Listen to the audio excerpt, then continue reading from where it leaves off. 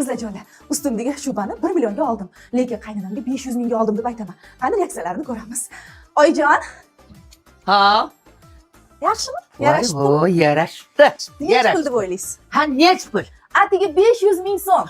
500 ming? Yo'q, Voy, unaqa bo'lsa, mana buni oling-da. Qansingizga ham olib kelganing xo'pmi? Ola qoling.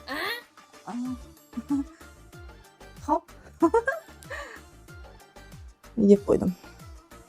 Sizlar meni yeb qo'ydi deb o'yladinglarmi? Men mumkin bilan hech qachon yeb qo'ymayman. Shu yerdan hozir foyda bilan chiqib ketaman. Ketdik. Men sizlarga shunaqa narx aytaman, Interpolga ham, Mehr ko'zdaga bersanglar ham bunaqasini topa olmaysizlar. 650 mingdan sotilgan mana shunaqangi sifatli shubalarimiz 350 ming, 290 ming. Bular ham xuddi shunaqa bo'lgan. Xohlovchilar uchun kapshonkaligi 350 ming, bunisi bo'lsa 290 ming. Aslida 200 minggacha sotilgan ushbu nimchalarimizni bugungi narxi 75 ming so'm. Lekin siz endi Alif Nasiya orqali atigi 25 ming so'mdan 3 oyga bo'lib to'lab olishingiz mumkin. 250 mingdan sotilgan ushbu nimchalar bugungi kunda Alpaka Uz do'konida bor yo'g'i 150 ming so'm.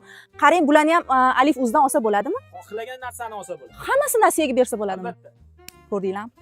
Voy, mana xuddi o'zimnikidan topdim. Bu qancha? 150 ming. Ana, men sizlarga aytgandim-ku, mumkin bilan yeb qo'ymayman deb. Qaynonam bergan 500 ming puldan 50 ming foyda qildim. Shoshmanglar. Men buni boshqa do'kondan 1 millionga olgandim. Shunda baribir 550 mingga yeb qo'ydimmi?